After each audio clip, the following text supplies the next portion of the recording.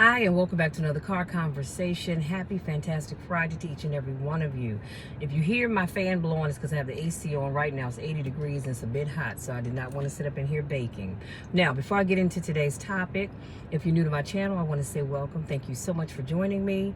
Make sure you hit that subscribe button. Don't forget to tap the bell and give this video a thumbs up because it does help with the algorithm and it allows my video to be seen by other people.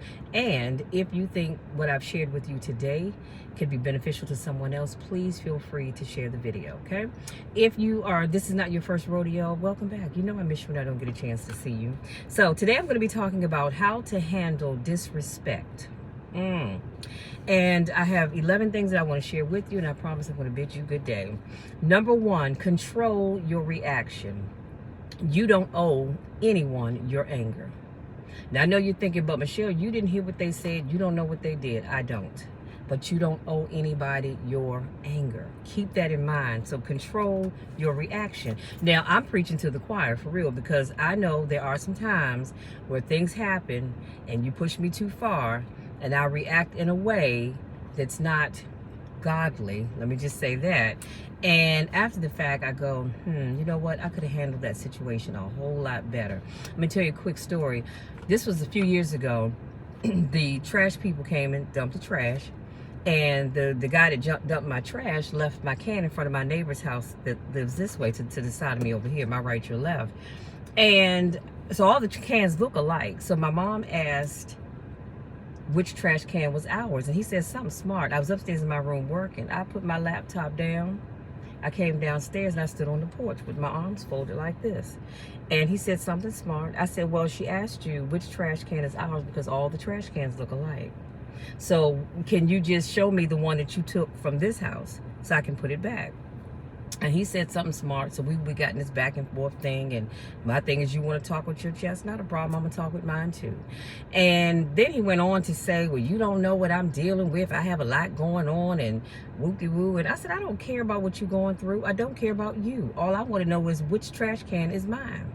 So as I'm talking, I'm coming down the steps and I'm coming out the yard because what you're not going to do is treat me like I'm boo-boo the fool. Now, again, I could have handled that so much differently.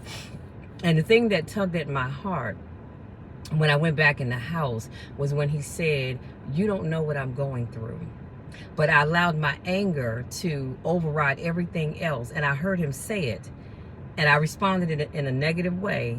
And I could have responded so much better. I could have said, you know what? I don't know what you're going through.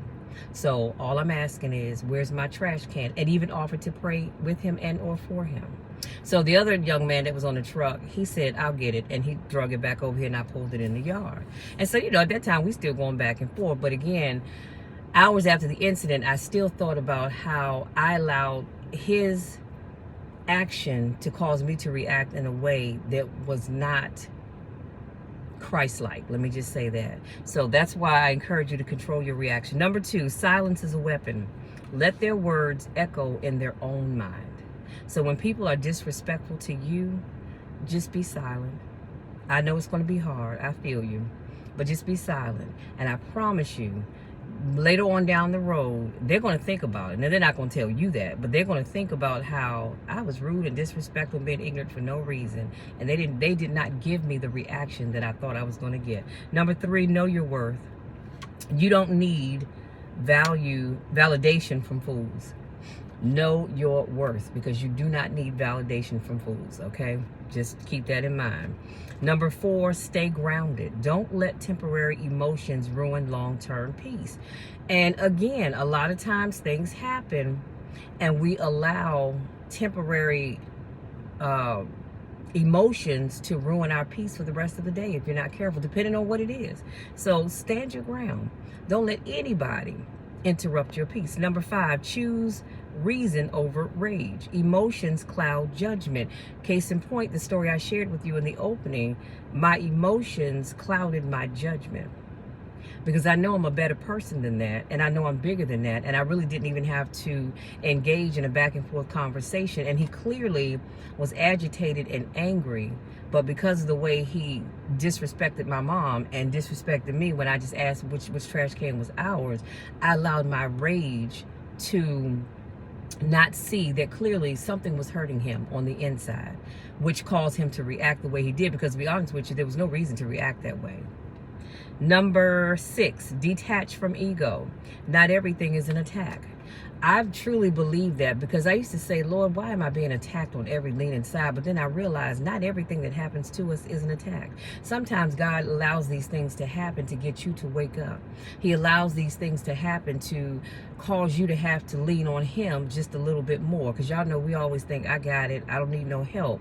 But I think he allows these attacks, or things that we call attacks, to open our eyes to, like I said, depend on him, to believe in him, and to pray more, if nothing else. Look at all that's going on in the world today. It is causing so many people that weren't praying before to begin to pray.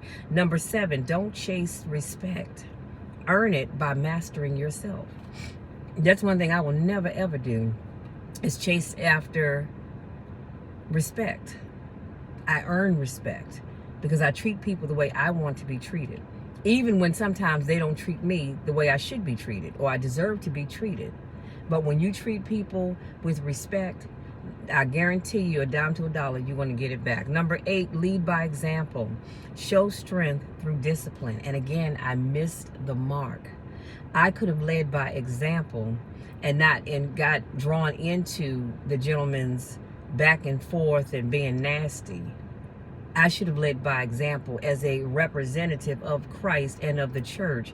I should have represented myself in the way that I know that I am, and not allowed that situation to take me off on the path to the left. Number 9, walk away when needed. Power is knowing when not to fight. You don't have to fight every battle. I'm not necessarily talking about with your fists in your hands. Sometimes we're fighting with our minds. Sometimes it's verbally. You don't have to fight. Every fight is not yours to fight. And again, I had to learn that the hard way. And sometimes it still gets hard. I'm like, but Lord, did you hear what they said? Everything is not my fight. I sit back and let God fight it, because there are things that will happen and people are like, girl, you're not going to do, I'm not doing nothing. I don't wish bad on anybody. All I say is God can take care of them far better than I can. And I let it go, because what I won't do is allow you to interrupt my peace. Number 10, never argue with a fool.